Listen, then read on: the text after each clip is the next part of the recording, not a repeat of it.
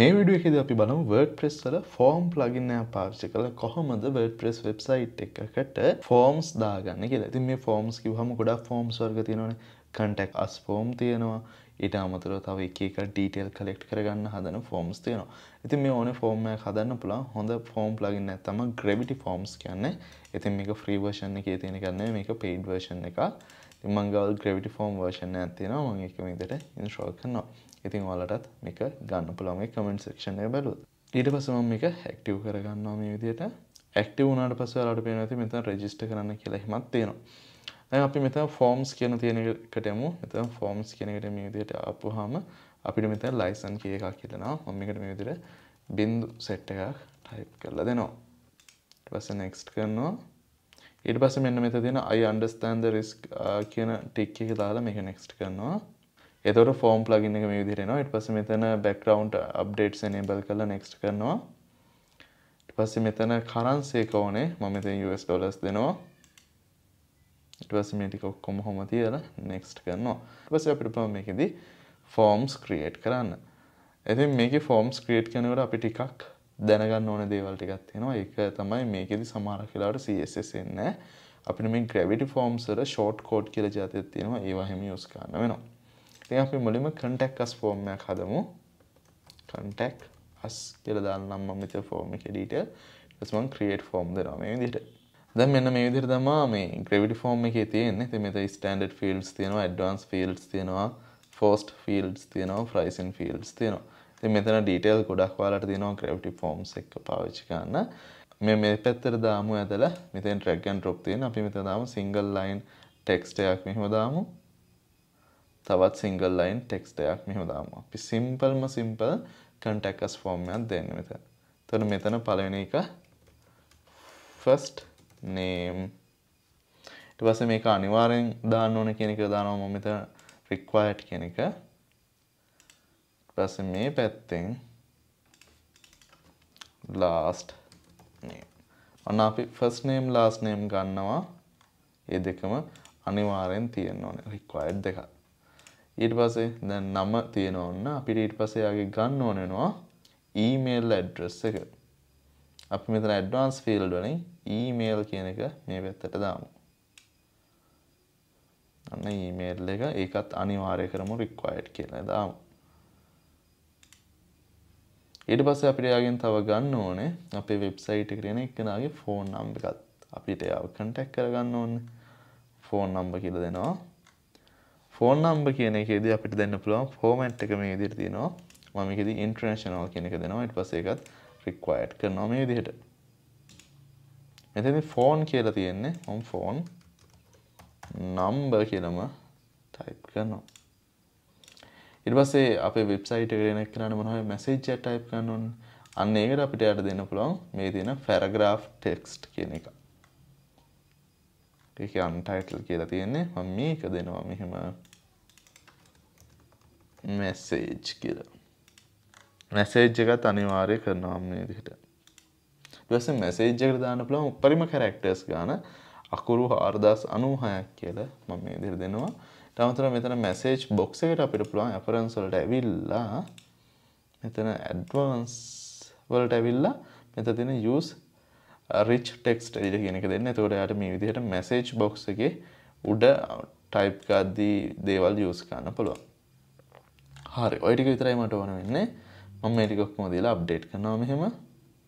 දැන් මට form එක බලන්න පුළුවන් මෙතන preview කියන එක click කරලා මම හදාගත්ත form එක. මෙන්න මේ විදිහට කිසිම පිළිවෙලක් නැති form එකක් තියෙනවා. ඒ කියන්නේ first name, last name, email, phone number මේ ටික මෙහෙම පිළිවෙලට තියෙනවා. message කියන එක විතරක් ලොකුවට තියෙනවා. ඊට පස්සේ submit කියලා බටන් එකකුත් තියෙනවා.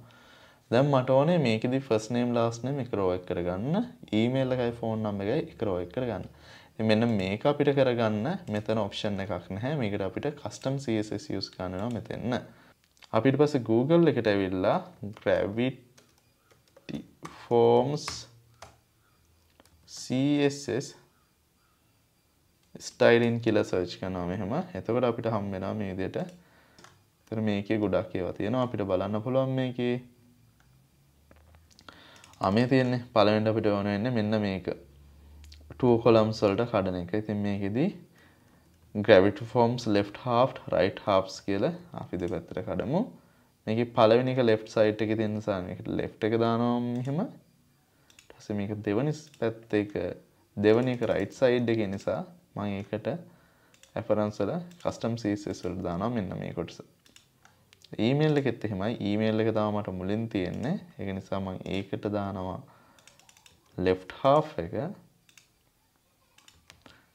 ඊට පස්සේ මම මෙතන phone number කියන එකට දානවා right half එක. අන්න ඔහොම.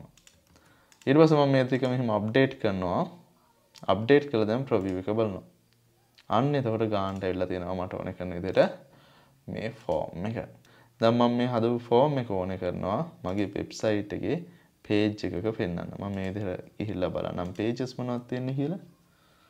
add new නෙමෙයි මට ඕනේ all pages ගිහිල්ලා බලමු අපි මොනවද තියෙන pages කියලා. මේ ටික තියෙනවා මම මේ contact us එක delete කරන්නම්.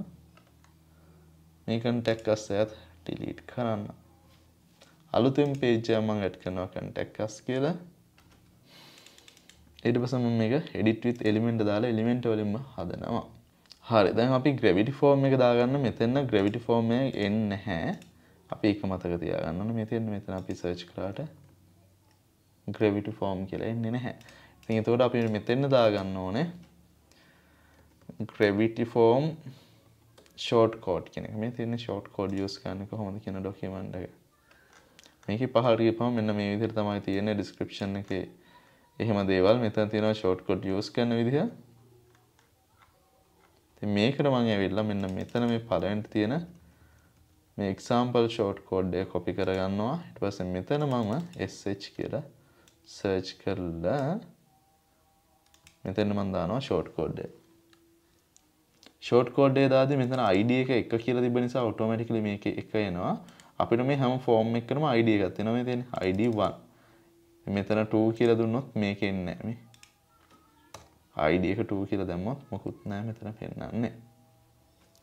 ඉතින් ඒක නිසා හරි id එක දාන්න ඕනේ අපේ form එකට අදාළ id එක. ඉතින් මෙතන forms වලට ආපුවාමත් අපේ id එක මොකක්ද කියලා තියෙනවා. මෙන්න මේ id එක තමයි අපි දාන්න ඕනේ.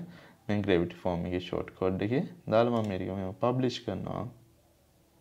ඊට පස්සේ මම have a look කියන එක දාලා මේ page එක බලනවා මෙහෙම. ඒතර මෙන්න මේ විදිහට ලස්සනට අපිට අපේ contact us page එක හැදිලා තියෙනවා. ඉතින් මේක අපිට ඕන නම් තව ටිකක් පිළිවෙලකට හදා ගන්න පුළුවන්. මේ පැත්තෙන් මෙහෙම මං දාන්නම් මෙන්න මේක.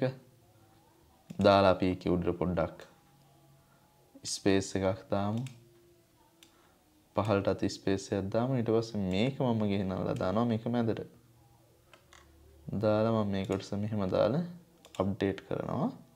ඊට පස්සේ මෙන්න මේ විදිහට සෙන්ටර් වෙච්ච contact us form එක අට බලා ගන්න පුළුවන්. මෙතන maximum තියෙන characters 4096යි. මෙතන detail ටික දෙනවා.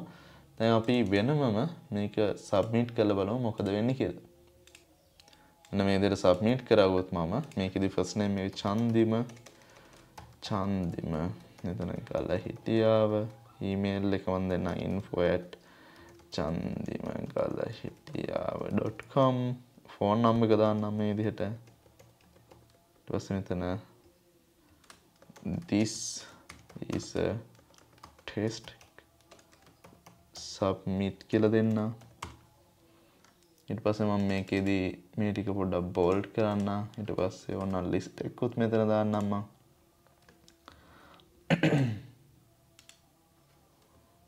list 1 list 2 මෙහෙම දාන්න. ඊට පස්සේ මම මේක submit කරනවා එහෙනම්.